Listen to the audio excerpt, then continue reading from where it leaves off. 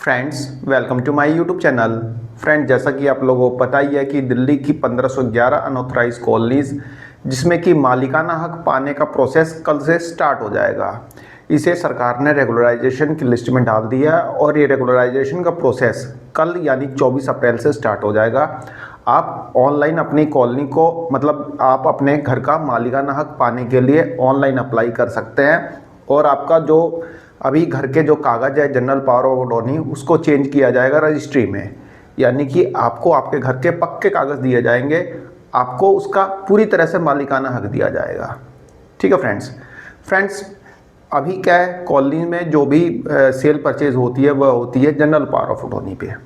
General power of attorney पे हो जाती है तो लोगों को क्या ज़रूरत है कि हाँ भाई रजिस्ट्री कराए, ये कराए, वो कराए। और जैसा कि आपको पता है कि पीएम उदय 2019 से चल रही है। 2019 से लेके आज तक सिर्फ 40,000 लोगों ने ही अपनी रजिस्ट्री कराई है। क्यों भाई, लोग क्यों नहीं उसमें इंटरेस्ट ले रहे थे?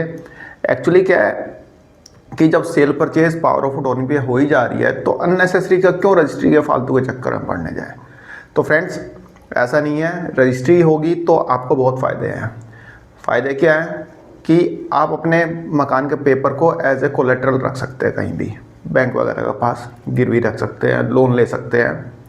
यदि इन फ्यूचर कभी आपकी कॉलोनी में डेमोलिशन होता है किसी भी वजह से, जब वहाँ से मेट्रो जानी है, वहाँ से कोई रोड जाना है, कुछ भी हो, डेमोलिशन होता है तो आपको उससे कंपनसेशन मिलेगा। कंपनसेशन नहीं मिलता तो आप कोर्ट जा सकते हैं। तो कहने का मतलब कि रजिस्ट्री ज़रूरी है, लेकिन रजिस्ट्री कराने के लिए इतना ईगरनेस ठीक नहीं है कि भाई कल ही हम कूद पड़े कि हाँ भाई कल ही तो मैं आज ही मैं अप्लाई करूँगा और 45 दिन के अंदर अंदर अपनी रजिस्ट्री लेके आऊँगा। इतना उत्सुक होने की ज़रूरत नहीं है, क्योंकि कोई भी सरकारी काम जिसमें आप पहले कूदेंगे वहाँ पे आप पहले ट्रैप होंगे। मैं आपको एग्जांपल दूंगा, परेशान होने की ज़रूरत नहीं है। मैं ये नहीं कह रहा कि आप रजिस्ट्री मत कराएं, रजिस्ट्री तो करानी है, लेकिन एकदम से परेशान होने की ज़रूरत नहीं है।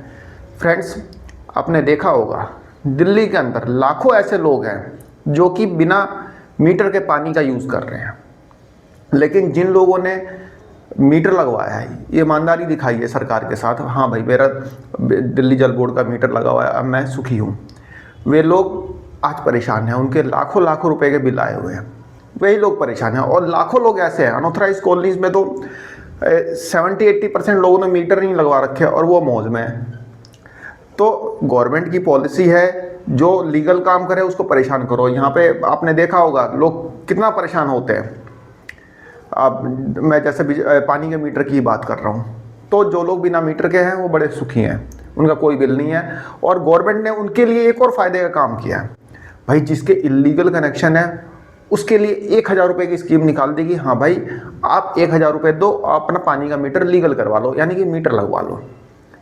मतलब कि एक तो वो 10 साल से 20 साल से फ्री में पानी यूज़ कर रहे हैं, अब गवर्नमेंट उनको सिर्फ 1,000 रुपये में सारा कुछ माफ़ करके लीगलाइज कर रही है। स्कीम निकाली थी, मैंने बताया भी था। तो यहाँ पे जो बेचारा मीटर लगा के बैठा हुआ है, जो बिल देने को तैयार है, उसके लाखों के बिल भेज दिए, और जिसने कुछ नहीं कर रखा उसको उसकी मौज ही मौज है। दूसरी चीज़ आपने आपको मैंने बताया था कि एमसीडी की एक स्कीम चल रही है, मतलब कि हाउस टैक्स से रिलेटेड। सुनी हो स्कीम? इसमें क्या है, आप सिर्फ 5 साल का हाउस टैक्स भरो, पिछला आपका जितना भी बकाया है सब माफ़ कर दिया जाएगा, चाहे वो कॉमर्शियल प्रॉपर्टी हो, इंडस्ट्रियल प्रॉपर्टी हो या फिर रेजिडेंशियल प्रॉपर्टी हो। आपका सारा का सारा इंटरेस्ट माफ़, सारा का सारा पेनल्टी माफ़। और जो बेचारा पिछले 20 साल से 25 साल से हाउस टैक्स अपना टाइम पे भरता आ रहा है, उसका क्या, उसको क्या बेनिफिट दे रहे हो आप? वो तो बेचारा फंस गया ना, फंस ही गया भाई। 20 साल 25 साल से आपको टाइम पे टैक्स भर रहा है, उसके लिए कुछ भी नहीं है। लेकिन जिसने 25 साल से हाउस टैक्स भरा ही नहीं है, उसके लिए सुनियो स्कीम, 5 साल का टैक्स भरो और करो रिलैक्स। तो गवर्नमेंट की पॉलिसी कुछ इस तरह की है, जो पहले कूदता है उसको ट्रैप कर लिया जाता है।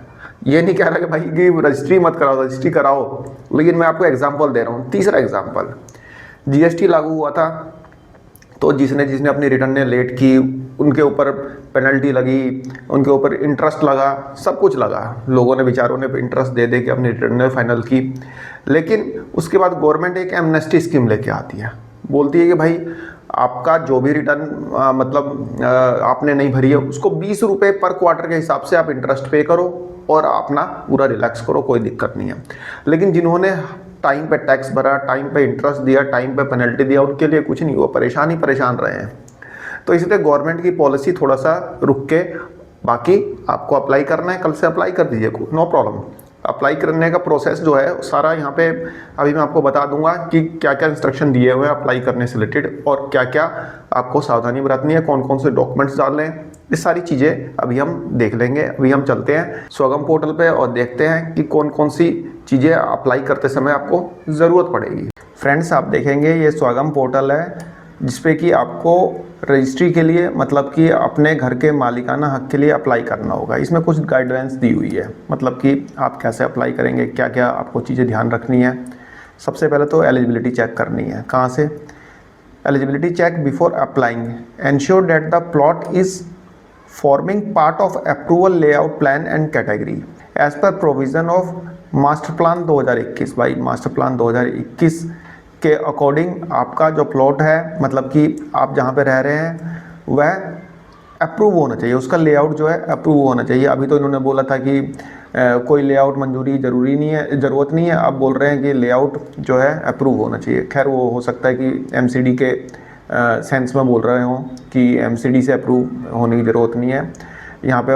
और बिल्डिंग बाई लॉज जो है 2016 के अकॉर्डिंग अब क्या है, अब देखेंगे कल जब पोर्टल खुलेगा। तो regularisation is permissible only for construction that are within permissible use residential height FAR and setback as per the MPD 2021। भाई दिल्ली मास्टर प्लान 2021 के अकॉर्डिंग आपका जो मतलब प्लॉट होगा वो सिर्फ रेजिडेंशियल होगा। उसकी हाइट जो है जैसे कि 17.5 मीटर मैक्सिमम हाइट हो सकती है यदि आपकी पार्किंग है तो, यदि पार्किंग नहीं है तो शायद 15 मीटर के आसपास है। उसमें FAR फ्लोर एरिया रेशियो मैंने काफ़ी डिटेल में आपको समझाया भी था, आपने देखी भी होगी वह वीडियो। तो ये सब नॉर्म्स जो हैं यहाँ पे फॉलो करने पड़ेंगे। PDF format of the following documents ready, ID proof, और ID प्रूफ में जैसे कि आधार, पैन कार्ड वगैरह ये आपके मोबाइल नंबर से लिंक होने चाहिए, ड्राइविंग लाइसेंस जो कि सेल्फ अटेस्टेड होने चाहिए, और फोटोग्राफ, ये सब चीज़ें चाहिए, ठीक है।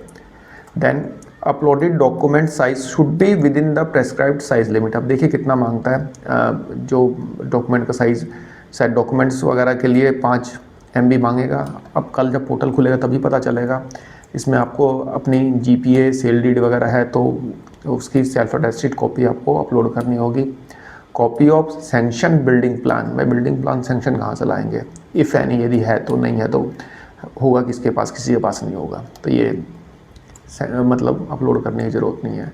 Existing building plan prepared and signed and stamp by the register architect. भाई ये आपको एक बिल्डिंग प्लान बनवाना होगा, जैसा कि यहाँ पे लिखा है।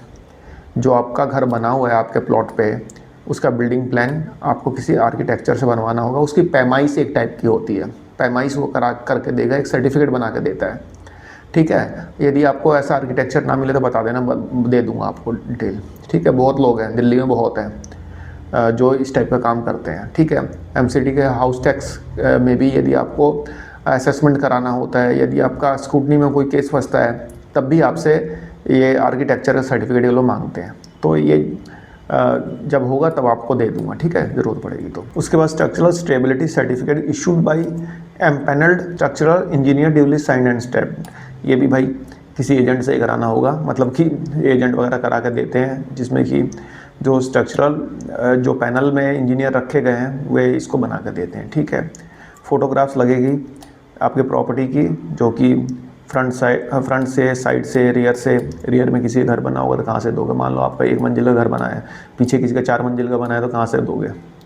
तो जितनी होगा उतना ही तो देंगे। तो ये सब चीज़ें आपको देनी पड़ेंगी, और इससे रिलेटेड कुछ इंस्ट्रक्शन वगैरह भी दी हुई है। सबसे पहले आपको रजिस्ट्रेशन करना होगा, ठीक है। यहाँ पर मोबाइल नंबर डाल के OTP वगैरह आएगा तो आपको रजिस्ट्रेशन करना होगा। New user must register using a valid mobile number and email ID, ठीक है। Existing user can log in with their credential.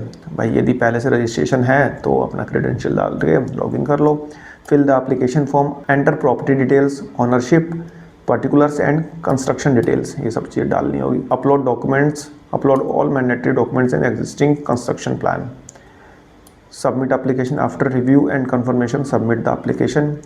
Permit fees, भाई जो भी फीस लगी वो आपको पे करना होगा, कितनी लगती है देखते हैं। बाकी जब आपकी एप्लीकेशन फाइनल सबमिट हो जाएगी तो एक आपको रेफरेंस नंबर मिलेगा।